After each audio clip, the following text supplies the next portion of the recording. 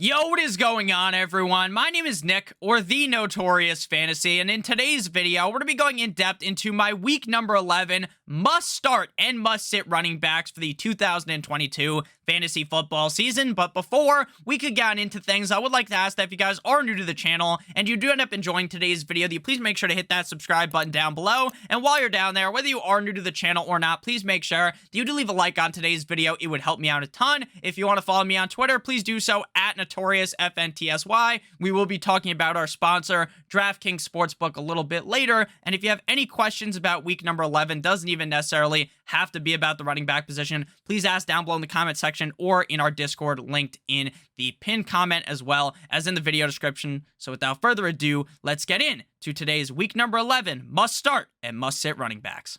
We begin with the must-start category headlined by Brian Robinson of the Washington Commanders going up against the Houston Texans in Houston. Last week up against the Philadelphia Eagles in Philadelphia on Monday Night Football. He was the running back 13 in half PPR on the week, having 26 carries for 86 yards and a touchdown. This week he gets the Houston Texans defense that ranks 31st in rush DVOA. Essentially dead last. I know there's one team worse than them. Essentially, they are terrible against the run. They cannot stop the run worth anything. Now, I know there is an elephant in the room. Antonio Gibson has looked really good, and I'll give him his credit. He looked awful at the beginning of the season, but then magically, once Brian Robinson appeared, there was a fire lit underneath the ass of Antonio Gibson, and he started playing better, and I wouldn't be surprised at all if Antonio Gibson also had a solid game against the Texans, because again, the Texans' run defense is absolutely terrible. But I feel as though the Commanders' game plan going into this game is to just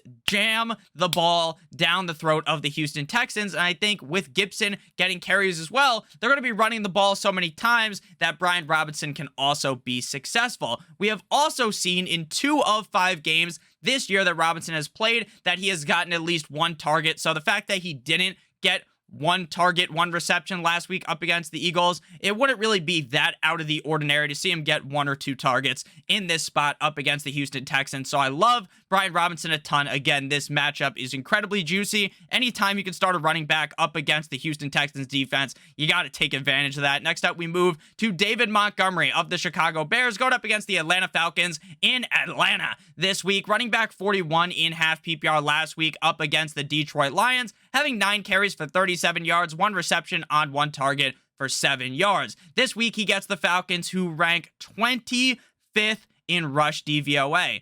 Now, Khalil Herbert is on IR, which obviously sucks for Khalil Herbert, but now we are going to be seeing a heavy dose of David Montgomery with Tristan Ebner getting some touches. I'm not going to say that he's not going to get used at all, but I don't think this is going to be the same split that we've seen with Montgomery and Khalil Herbert with Montgomery and Ebner. I have personally been someone who has almost been anti-David Montgomery this season. I've been someone who has really sung the praises of Khalil Herbert because honestly, I think Khalil Herbert is the better player than David Montgomery. But now Herbert is out of the picture for the foreseeable future, and obviously in this game, giving David Montgomery all the opportunities to see a shit ton of carries up against a piss-poor run defense. So I love David Montgomery in this spot this week. My final must-start running back before we pivot into the must-sit running backs is Cordarrelle Patterson in the exact same game of the Atlanta Falcons going up against the Chicago Bears at home in Atlanta.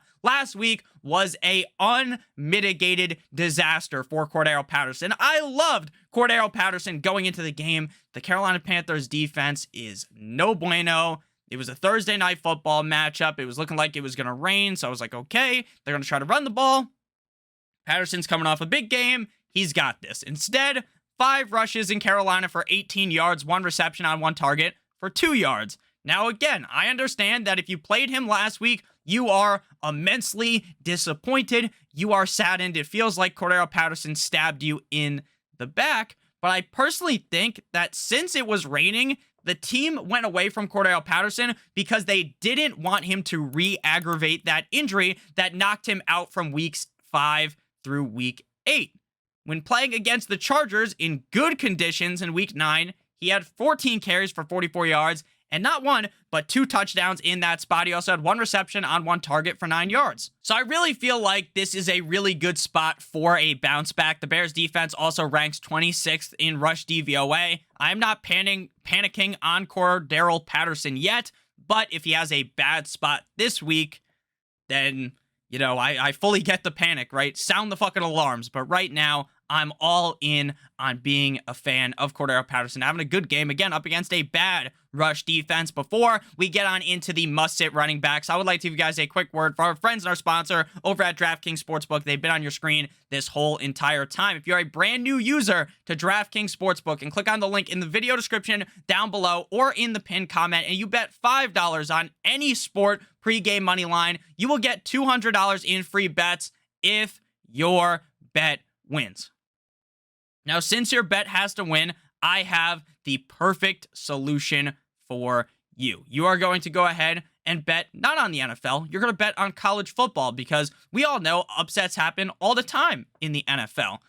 Just a few days ago, we saw the Commanders, who were dogs, big dogs, up against the Philadelphia Eagles, and they beat the Eagles. So we're going to head on over to the college football tab. You're going to see it on your screen right now. And we are going to scroll down and go to Ohio State minus 6,000 at Maryland. You bet $5 on Ohio State. You receive $200 in free bets if they win. If you don't like Ohio State, then you can scroll down slightly a little bit more and go to Florida State versus Louisiana Lafayette minus 2,400. Bet $5 on that. Win $200 in free bets if that bet wins. So make sure you guys take advantage of this offer right now before it's too late. Again, click on the link in the video description down below if you're a new user, or click on in the pinned comment. So back on into things. We move to the must-sit running backs, headlined by CEH Clyde Edwards-Helaire, running back of the Kansas City Chiefs, going up against the LA Chargers. He was a must-sit running back last week, and he makes his way back onto the podium this week, and I'm glad I was right last week, and it was bad. Running back 75 in half PPR last week. He scored 0 points against the Jaguars. 2 targets for 0 receptions, and that's it. Pacheco played on 57% of the snaps, with Clyde Edwards-Helaire playing on 4 snaps. Pacheco had 16 rushes for 82 yards and a fumble lost. McKinnon is the pass-catching back, having 6 receptions on 8 targets. Clyde Edwards-Helaire started off the season on fucking fire. He caught fire like that Hunger Games book with, what was her name? Something Everdeen. You get what I'm saying. Now, the guy is dead in the water, sleeping with the fucking fishes. This is bad. And at this point, I would consider just cutting Clyde Edwards-Helaire. He's just dead weight on your roster. Pacheco and McKinnon are going to be seeing more touches.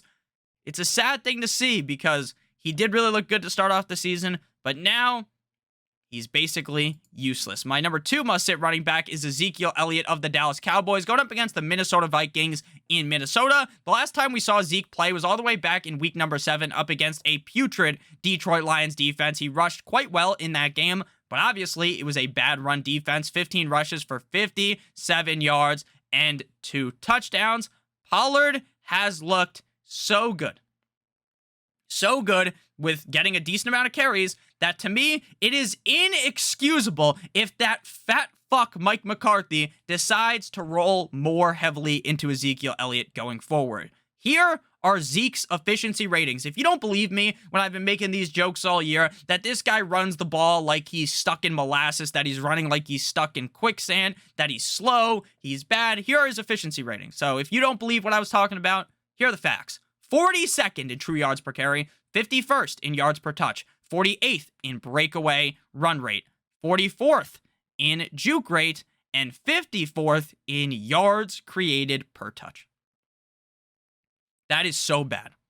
So bad. The matchup against the Vikings, I know Singletary played good last week, but I really think Pollard's the guy going forward. I hope that the head coach, Mike McCarthy, isn't a dumbass and he just keeps using Pollard. This is one that I am worried about being wrong on, because the team just loves Zeke, but at the end of the day, I just don't trust him. Final running back to discuss here, A.J. Dillon of the Green Bay Packers going up against the Titans, the Tennessee Titans on Thursday Night Football. Running back 32.5 PPR last week up against the Cowboys, having 13 rushes for 65 yards. This week he faces the number 1 ranked rush DVOA defense, with Aaron Jones getting more and more steam. He's playing incredibly well. Over the last couple of weeks, he's been playing really good, kind of like how I thought he would be playing all season. But now he's starting to step on the gas, and I would genuinely be shocked to see, since he looks so much better than Dillon, if Dillon got as big of a workload, 13 rushes, like he did last week up against the Cowboys. Again, this is a bad matchup, and Aaron Jones is better, so there's no need to start A.J. Dillon. A.J. Dillon was severely overdrafted for what he has put up numbers-wise, and at this point, all he is a handcuff, and in positive matchups, you can start him in your flex, but you don't really want to start him in your flex. But I guess, like, if everything went wrong, then you could. Definitely not this week up against the Titans. So thank you guys all so much for watching. If you ended up enjoying, make sure you hit that subscribe button down below, as well as hitting that like button. Make sure you check out that DraftKings offer. If you're a brand new user to DraftKings Sportsbook, bet $5 on any sport pregame money line, and you receive $200 in free bets if your bet wins. Thank you guys all so much for watching. I hope you did end up enjoying today's video. I hope you have a great rest of your guys' day, and as always, goodbye.